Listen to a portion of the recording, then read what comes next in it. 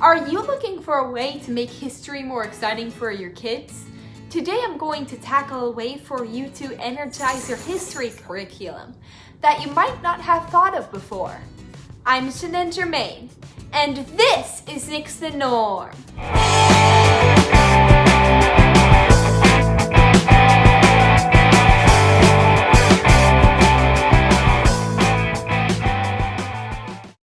I'm doing a series of homeschool reviews that will help all of you who are suddenly doing school at home.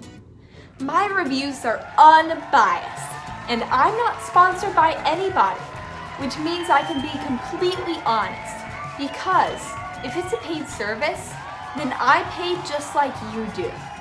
So I hope you subscribe right now, and also feel free to comment down below if there's any resources that you'd like reviewed.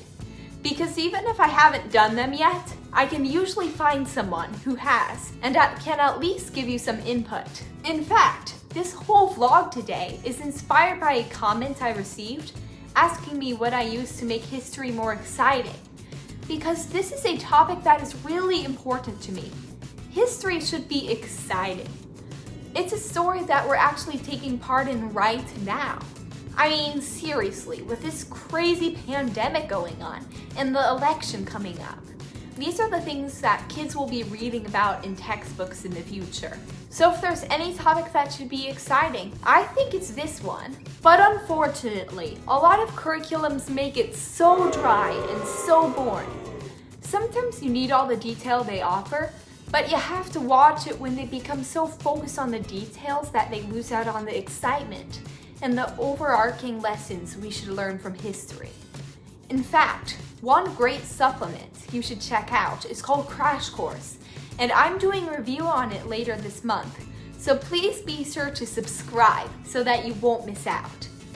And of course, don't forget field trips. I know that it's hard to have a field trip these days, but actually, museums often have amazing online tours you can take. But those supplements that I just mentioned aren't even what I'm talking about today. Today I'm talking about having your kids read historical fiction. Historical fiction makes history come to life in a way that sometimes reading nonfiction simply doesn't. You always have to watch out, of course, because sometimes it can be filled with inaccuracies. But that's why I always take a look at reviews on Amazon, even if I'm planning on getting something at the library.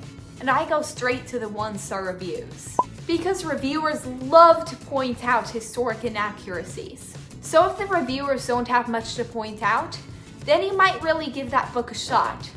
I'll even put a few of my favorite historical books in the description below to get you started. But there are so many others, and if you just Google best historical fiction for a particular age range, you'll come up with so much suggestions. It'll blow your mind.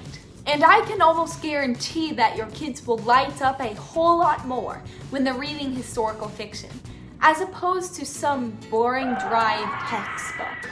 Again, I can't emphasize enough that sometimes you really do need that dry, boring textbook too. But just always remember to supplement it with something fun. I hope this helps you put together a great history curriculum, and I hope just as much that you'll subscribe. Because I've got a whole lot more reviewing to do, and I'd love to share every one of them with you. Thanks for watching.